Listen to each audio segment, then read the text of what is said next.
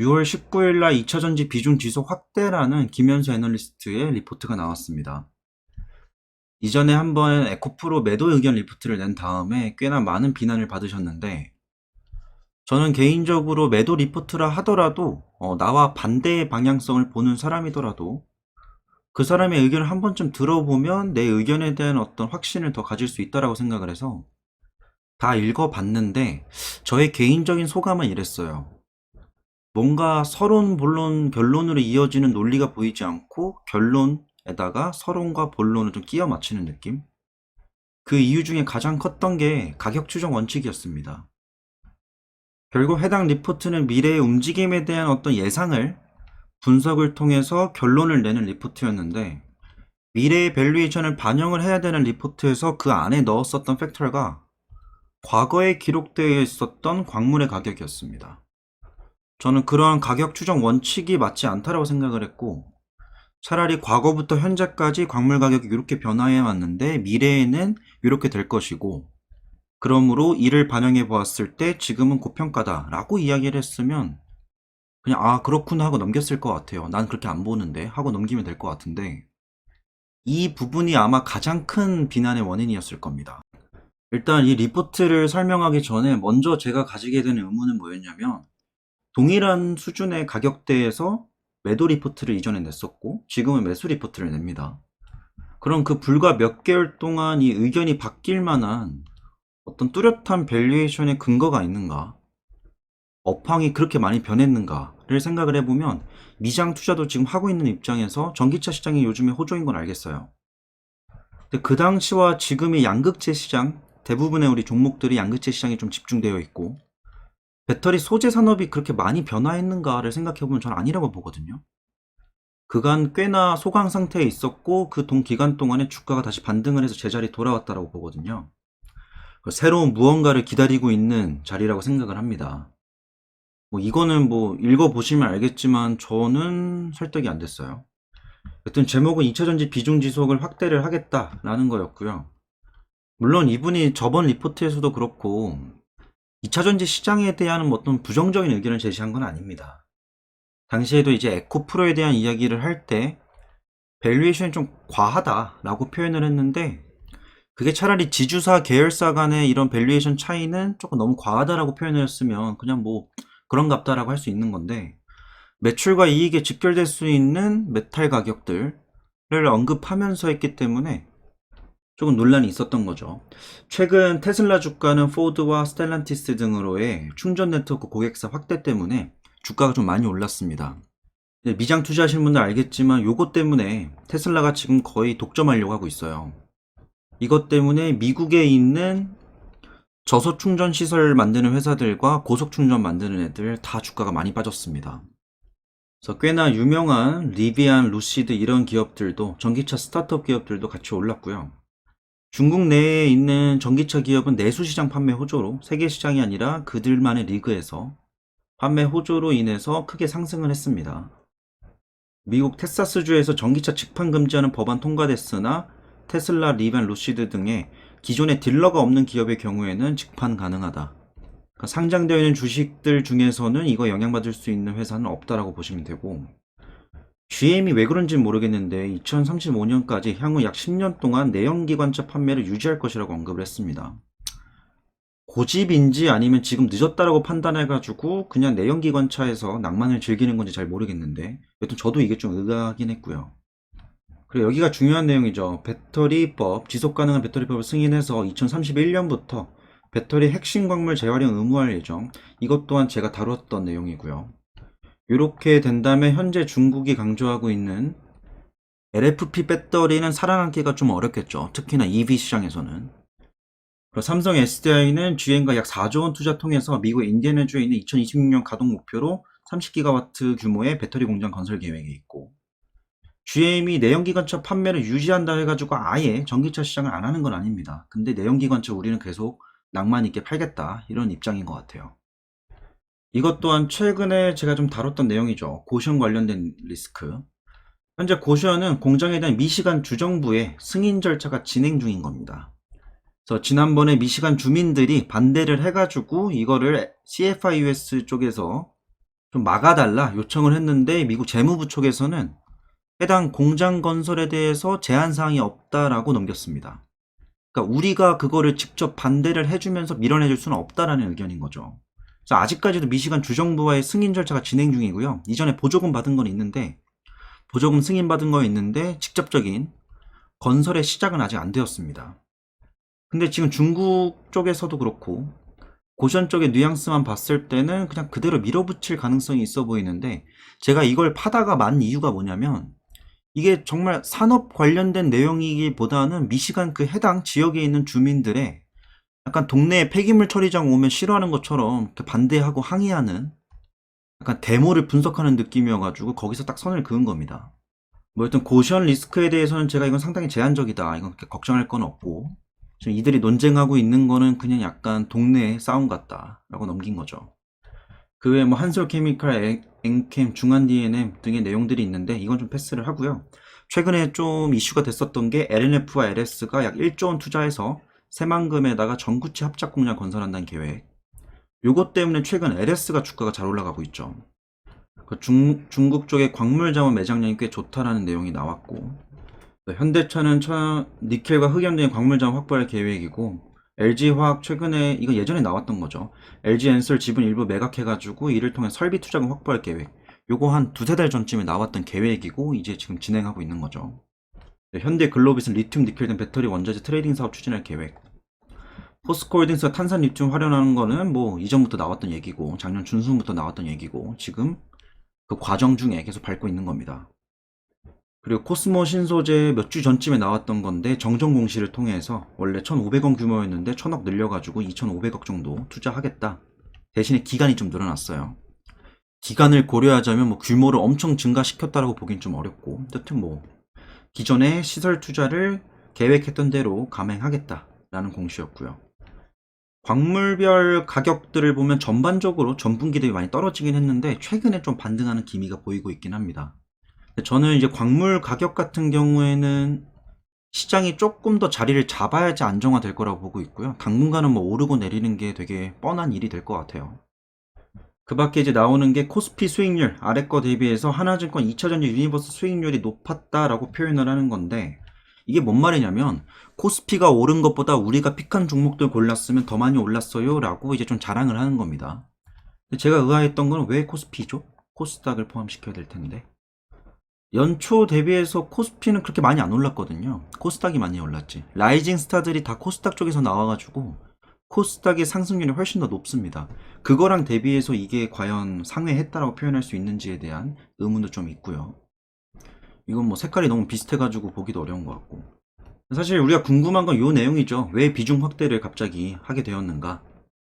그래서 비중 확대의 근거로는 몇 가지가 나오는데 첫 번째가 일단 2분기 전방 매출 데이터가 굉장히 긍정적이다. 미국 지역, 유럽 지역, 중국 지역도 괜찮고 최근 고션이 논란이 되었는데 고션 같은 경우에는 사실상 폭스바겐이 보유하고 있는 독일 기업입니다. 그래서 우리가 우려할 만한 사이즈는 CATL 정도인데 CATL 같이 순수 중국 자본 기반 기업들이 미국 내 본격적인 침투를 한다라고 해석하는 거는 확대 해석이 아니라 잘못된 해석인 거죠. 그래서 물론 뭐 LFP 침투율이 장기적으로 올라갈 수 있다라는 거에 대해서 인지하고 있긴 하지만 이 LFP 침투율이 올라가는 게 최근 유럽에서 열렸었던 독일 미넨에서 열렸었던 컨퍼런스를 보면 LFP 침투율이 올라가는 근거로 EV향 매출이 아닌 ESS 쪽에서의 매출 증가가 큰 원인이다. 그래서 이것 또한 우리나라 기업들이 얘네랑 뭐 맞대결을 한다? 라는 구도로 상상하는 거는 자유지만 그건 아니다. 그리고 애초에 고션이라는 회사 자체가 규모가 너무 작아요. 그래가지고 어차피 LFP랑 맞대결할 구도도 안 나오는데 이게 시장에 미치는 영향 자체가 거의 없다라고 봐도 됩니다.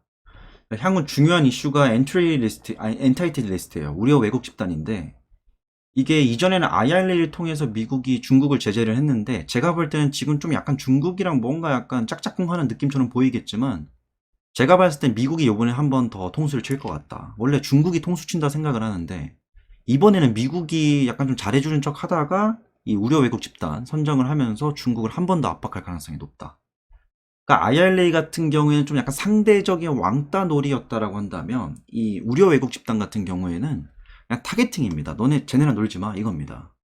그래서 이거를 제가 볼 땐 협상 카드 중 하나로 쓸 것 같아요. 미국이.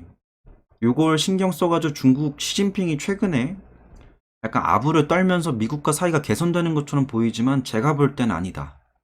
그래서 이런 것들을 염두에 둔다면 미국 OEM들이 중국 자본 기본 기업들에게 의존도를 높이는 건 좀 어렵다라고 보고, 여튼 고시원 이슈는 2차전지 산업의 실적 및 밸류에이션 팩터에 의미 있는 변곡점을 해석할 만한 사안은 아니라고 판단한다.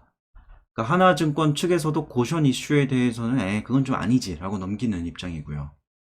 사실 이 비중 확대 의견에 대한 근거를 쭉 읽어보면 우려사항이지만 괜찮다라는 거고, 여기만 이제 좀 긍정적인 말만 하고 있거든요. 그래서 저는 이제 매도 의견에서 갑자기 비중 확대로 바뀌게 되는 그 논리의 흐름에 대해서 잘 공감이 안 되더라고요. 그러니까 자동차도 드라이브가 있으면 리버스로 가기 전에, 후진하기 전에 뉴트럴이 있잖아요.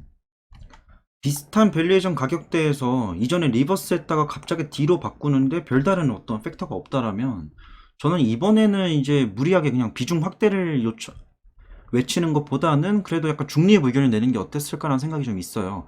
최근에 1분기는 별로였지만 2분기 전망력도 되게 긍정적이고, 이러한 이슈들 있지만 이건 해소 가능하고 뭐 등등의 조금 더 많은 긍정적인 근거들을 좀 뒷받침했다면 갑자기 의견을 뒤바꾸는 거에 대해서는 납득이 되죠. 사실 리포트를 읽어보면요, 다 숫자입니다. 그러니까 제 채널의 구독자의 평균 나이대가 70%가 남자고 5, 60대가 대부분이거든요. 그리고 웬만큼 2차전지 투자하시는 분들은 이제 젊은이들보다는 좀 나이대가 있으신 분들이 많아요. 근데 그런 분들이 보기에는 상당히 좀 난해한 내용들이죠. 그래서 참고할 만한 내용은 앞에 설명드렸던 부분들과 이런 것 좀 읽어보면 좋습니다. 각각의 기업들이 어떠한 이벤트를 가지고 있는가, 이런 것들 읽어보면 되는데, 위에 서두에 제가 정리해 놓은 내용이 이겁니다. 그럼에도 불구하고 뒷 내용을 조금만 더 보자면, 앞서 나왔었던 전기차 판매량이 호조세에 있다라는 내용인데, 그냥 뭐 증가했구나 정도만 파악하시면 될 것 같고요. 여기 나오는 BEV가 우리가 알고 있는 순수 전기차이고요. PHEV는 플러그인이라고 해가지고 그냥 하이브리드 전기차 있죠. 지금 양극재 투자하시는 분들이 대부분 관점 가지고 하는 게 이제 순수 전기차지 하이브리드가 아니잖아요. 중국 내에서의 매출이 1월 달에 떨어지고 나서 최근에 반등한 것이지, 뭐 미국 내 전기차 판매량 추이가 뭐 1분기에서 2분기까지 엄청 뭐 비약적으로 증가했다고 보긴 좀 어렵거든요. 좀 눈에 띄게 전기차 판매량이 증가했던 거는 유럽 지역입니다. 영국이랑 독일이랑 보면 꽤 주목할 만큼 증가를 했다. 그리고 그 다음은 테슬라 재고 추이입니다. 재고는 진짜 이게 좀 양날의 검인 게, 너무 부족해서도 안 되고 너무 많아서도 안 됩니다. 적당량을 유지를 해야 돼요. 재고가 너무 많다라는 거는 계속 안 팔리고 쌓여 있다라는 거고, 재고가 적다라는 거는 수급이 왔을 때, 수요가 왔을 때 그에 대응할 수 있을 만큼 캐파가 안 된다라는 것을 해석될 수 있기 때문에 재고까지 보시는 분들도 있는데, 사실 재고만 봤을 때는 테슬라에 문제가 없습니다. 1분기까지만 하더라도 엄청 우려사항이 많았는데 가격 인하하고 광고한다고 하면서 테슬라 요즘 엄청 잘 팔려요. 그걸 증명하듯이 주가도 많이 올랐고, 그 밖에 뭐 유럽 주요 국가 전력 가격 추이를 보는 건 사실 별 의미가 없는 것 같고요. 중국 전기차 보험 등록 추이도 우리가 LFP 산업을 볼 게 아니기 때문에 딱히 좀 잘 모르겠고요. 잘 봐야 되는 게 이제 배터리 출하량 추이죠. 출하량이 얼마나 잘 나오고 있는가. 이게 볼 때 좀 차이점이, 바그래프랑 선그래프를 보면, 선그래프는 전년 대비거든요. 그래서 전년 대비해서 갑자기 정말 뭐 20%, 50%, 2배 막 이렇게 증가하는 게 아니면 이게 딱히 눈에 안 띄어요. 그래서 이제 본격적으로 코로나 터지면서 전기차 시장 막 부흥되고 있을 때, 요때만 좀 눈에 띄게 이 선그래프가 보였고, 그 이후로는 좀 잠잠하긴 한데요. 작년 중반부부터 지금까지 매출량만 놓고 보면, 출하량만 놓고 보면 꽤 괜찮습니다. 점점 이렇게 그려가면서 올라가야죠. 전기차용 리튬이온 배터리의 출하량, 기업들 다 합쳐서 본 요 선그래프가 제일 중요할 텐데요. 연초에 우려사항처럼 좀 떨어지는 게 있었는데 지금 최근에 반등을 했고, 이게 연간 평균 그 증가율을 표현하는 거기 때문에 계속 성장을 하더라도 요 선그래프 자체는 좀 아래에서 머물 수 있습니다. 그럼에도 불구하고 계속 성장하는 거 맞아요. 근데 전체적인 기업들의 출하량을 봤을 때는 꽤 괜찮다. 우리가 눈여겨봐야 되는 거는 SDI랑 LG에너지솔루션이나 SK온이죠. 얘는 경쟁업체고. 하여튼 뭐 요 정도 내용? 이 LFP 배터리 침투율을 미국 기준으로 한번 보면요, 요게 3원계거든요. 그리고 요 아래 조금 나와 있는 게 LFP예요. 그러니까 사실상 미국에서는 LFP가 거의 전멸했다고 보는 게 맞아요. 2021년 9월 전까지만 하더라도 아예 없는 수준에서 21년 9월부터 조금 나왔거든요. 그 이후로 계속 눌려있는 상태인데 해당 기간 동안에 3원계는 계속 증가하고 있었죠. 우리나라가 주력으로 삼고 있는. 저는 향후에도 미국 내 LFP 배터리 침투율이 ESS용 말고 EV용으로는 저는 안 통할 거라 보거든요. 다만 이제 유럽발 영향으로 인해서 글로벌 LFP 배터리 침투율이 높아지고 있긴 하지만 전 이 LFP 배터리 침투율과 수요를 파악을 할 때 두 개를 구분해서 봐야 된다 생각을 합니다. EV랑 ESS를 따로 나눠가지고 봐야 될 것 같은데 그래야지만 얘의 영향이 전체에 많은 영향을 미쳤다. 혹은 얘의 영향이 많이 미쳤다. 이렇다면 위기인데 요거는 그냥 원래 그럴 만한 상황인 거고. 하여튼 뭐 다음과 같습니다. 2차 전지 및 동박 수출 관련돼서도 그렇게 뚜렷하게 뭐 주목할 만한 내용은 별로 없어요. 아직까지는 리튬이온 전지든 아니면 최근 나온 2차 전지 소재들의 가격에 대한 이슈들은 저는 시장이 어느 정도 자리를 잡아야지 광물의 원가와 단가가 자리를 잡을 거라 생각하고 걔네가 자리가 잡혀야지 가격도 자리가 잡힐 겁니다. 그래서 아직까지는 이 수출액과 수출 단가로 파악하기는 좀 어려울 것 같고 잘 팔리고 있나 안 팔리고 있나를 이 전체적인 액으로 보는 것보다는 아까 위에 나와 있었던 출하량 기준으로 보는 게 나을 것 같습니다. 출하량 기준으로 봤을 때는 꾸준히 나가고 있구나. 변함없다 아직까지는.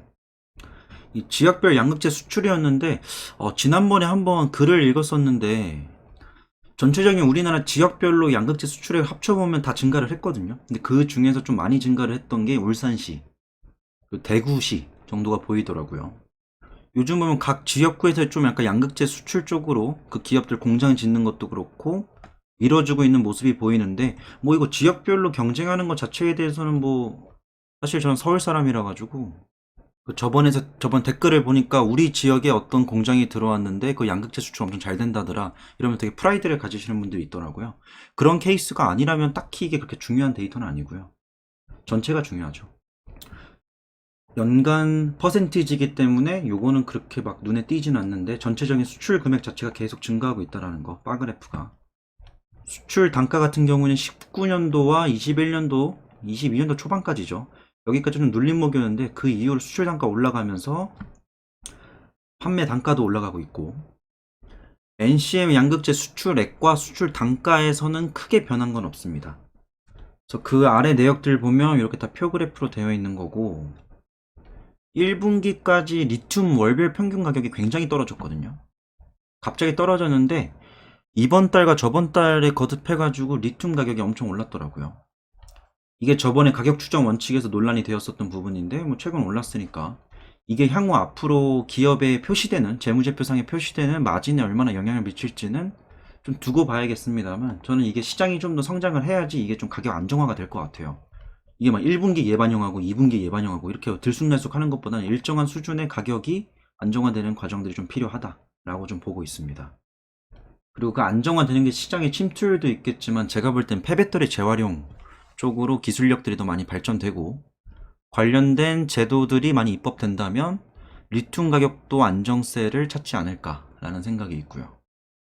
그 밖의 내용들은 다 이렇습니다. 이런 것들이 있고 이왕이면 직접 한번 보시는 것도 좋아요. 이거는 공개적으로 열려 있고요. 하나증권 리포트는 다 공개되어 있더라고요. 일부 증권 리포트 중에서는 회원들에게만 보여주는 것도 있는데 하나증권은 그냥 열려놨습니다. 이런 것들 자세히 보고 싶으신 분들은 보시면 될 것 같은데 지난번에 매도 리포트를 내고 나서 꽤나 힘드셨던 것 같아요. 그래서 이번에 리포트를 내시면서 비중 확대를 유지한 것 같은데 사실 좀 리포트 킬 때 궁금했던 거는 어떤 신경의 변화가 있었을까 또는 어떠한 뭐 데이터 혹은 어떤 이슈가 있나를 보고 싶었는데 아쉽게도 그런 것들은 발견하지 못했고 이번에는 뭐 개별 기업에 대한 타겟팅보다는 산업 전반적인 내용이고 원래 이분은 사실 여러분들이 예전부터 찾아보셨 분들은 알겠지만 작년 초였나 중반쯤에 이 2차 전지 시장이 본격적으로 뜨기 전에요. 2차 전지 시장에 대해 굉장히 좋게 보던 사람 중에 한 명이었습니다. 그 당시 뭐 많진 않았죠. 긍정적으로 보는 사람들보다는 막 에코 프로비엔발 리스크도 있었고 기타 등등 해가지고 우크라이나 전쟁하면 뭐 전기차 시장 미뤄진다 뭐 등등의 많은 말들이 있었는데 그때 나름 좀 롱을 외치던 사람 중에 한 명이었어요. 물론 그때 집중했었던 게 셋업체 3, 4부터 시작해서 에코프로 이쪽을 보셨는데, 그 이후로 시간이 지나서 에코프로 매도 의견 리포트 한번 낸 다음에 그렇게 많은 욕을 먹었다고 합니다. 저는 그게 참 아까운 건 뭐냐면, 아마 이 사람은 물론이고 다른 애널리스트들도 본인의 소신을 이제 말하는 게 쉽지 않을 것 같아요. 그러니까 물론 뭐 메탈 가격 추정하는 거에서의 실수와 뭐 실수인지 아니면 뭐 고의적인 건지는 제가 알 수가 없지만, 이 의견 제시한다는 것 자체에 대해서 되게 많은 회의감을 가질 것 같습니다. 사실 그런 빌런도 한 명씩 필요하거든요. 그 이전에도 한번 말씀드렸지만 뭐 셀 의견 내든 매도 의견 리포트를 내던, 오히려 내가 긍정적으로 생각하는 부분에 대해서 조금 더 확고하게 할 수 있는 부분이 상대방의 다른 의견을 보면서 많이 느끼게 됩니다. 그 취할 거면 취하고 버릴 거는 버리고 이렇게 보시는 게 더 좋을 것 같아요. 이걸 보시는, 영상을 보시는 분들도 그렇고 저도 그렇고, 저는 애널리스트 김현수의 산업 분석 리포트를 본 거지 인간 김현수의 어떤 말을 들은 건 아닙니다. 그래서 그런 것들은 좀 공과사를 구분할 필요가 있는 것 같아요. 무분별한 뭐 욕설이나 이분에 대한 뭐 인신공격하는 것들은 어차피 유튜브에서 자체적으로 욕을 필터링을 합니다. 제가 지우는 게 아니고요. 그래도 뭐 이번 리포트는 굉장히 긍정적으로 본 것 같은데, 아직 그 긍정적인 팩터에 대한 어떤 정보를 얻지 못해서 좀 아쉽긴 한데요. 최근에 한 두세 달 동안에 있었던 이슈들을 굵직굵직한 것들을 정리를 해놔서 이것들을 보면서 좀 리뷰를 할 수 있는 시간이 저는 좀 괜찮았습니다. 그래서 뭐 숫자를 좋아하시는 분들은 이 아래에 있는 이런 바그래프나 숫자들을 보셔도 되는데, 일반적으로 이런 글들이 더 편하실 거예요. 그래서 전반적인 어떤 요약들, 최근에 어떤 이슈가 있었지, 6월 셋째 주 기준으로 어떤 이슈가 있었는지를 좀 보고 싶으시다면 이 부분, 채널이 아니구나, 5페이지에 들어가 보시면 이런 식으로 좀 정리가 되어 있습니다. 요거는 저는 굉장히 좋은 것 같아요. 맨날 이제 장에서 트레이딩 하다 보면 이제 이번 주에 뭐 했지? 이번 달에 뭔 이슈가 있었지? 좀 정리가 안 될 때가 있거든요. 이런 거 업으로 하시는 분이 정리해 놨으니까 이런 거 한번 보시면 좋을 것 같습니다. 오늘의 영상은 여기까지 하고 마무리 짓겠습니다.